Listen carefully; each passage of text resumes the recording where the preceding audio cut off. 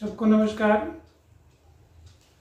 अपने प्रिय छात्रों, अपने शुभचिंतकों और इस धरती पर रहने वाले समस्त लोग, आज मैंने बहुत दिनों से मैं सोच रहा था कुछ अपने जीवन के विषय में भी कहा जाए, क्योंकि जीवन एक ऐसी प्रक्रिया है जो बहुत सारे संघर्षों, बहुत सारे परिस्थितियों से होकर गुजरती है।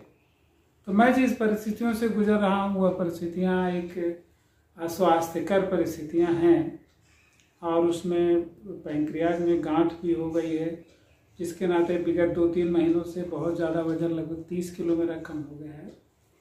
तो इन परिस्थितियों में कुछ अपने बारे में कहना मुझे बहुत ही अच्छा लग रहा है।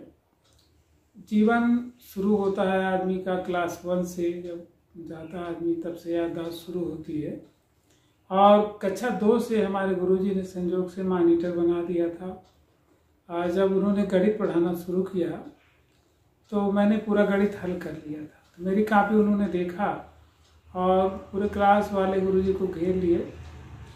सब लोग मेरी कॉपी देखना चाहते थे। उसी दिन से गुरुजी ने कहा कि अब यही पढ़ाएंगे। तो फिर मैं मैथ से लेकर के सारा विषय, कि हम लोग प्राइमरी के पढ़े हुए विद्यार्थी हैं, प्राइमरी पाठशाला, तो मॉनिटर बना दिया। तो मैथ लगवाना, इमला बोलना, बहुत सारी चीज़ें मेरी जिम्मेदारी आ गई। तो गुरुजी का आधा काम मैं ही करने लगा।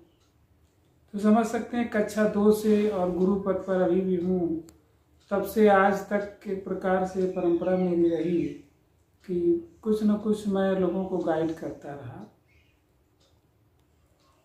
तो और जीवन को हमने सदैव उच्च आदर्शों पर जीने का प्रयास किया है। कभी किसी से कोई छल कपट, धोखाधड़ी, झूठ, ऐसा हमने प्रयास नहीं किया। और अपने जीवन में हमारी धर्मपत्नी विगत 2015 में से ख़त्म हो गई थी।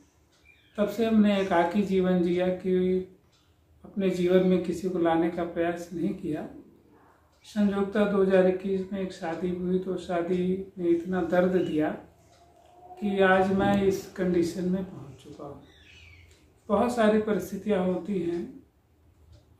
धर्मपत्नी जो हमारी थी प्रथम, श्रीमती पुष्पा, वो भी बीमार थी। 2-2.5 साल उनके लिए बहुत संघर्ष हमने किया, एक कदम विद्यालय में, एक कदम हॉस्पिटल में। तो भी एक बहुत तनाव का संघर्ष रहा। उनकी किडनी फेल हो गई थी, तो वहाँ भी हमने बहुत संघर्ष। और बच्चों के पालन पोषण में बहुत सारी परिस्थितियाँ ऐसी आती हैं जब आदमी लगा रहता है और अत्यधिक परिश्रम करता है। तो उसमें भी हम लगे रहे। चूँकि 2 बच्चे थे। आज बेटी हमारी कक्षा 12 में है और बेटा कक्षा 10 में है। तो इन परिस्थितियों में हमने अपने जीवन को लगाया जो सदैव लोगों के लिए प्रेरणा का काम करता रहेगा, ऐसा मेरा विश्वास है। और जो हमारे छात्र हैं वो भी बहुत ही स्नेह दिया लोगों ने।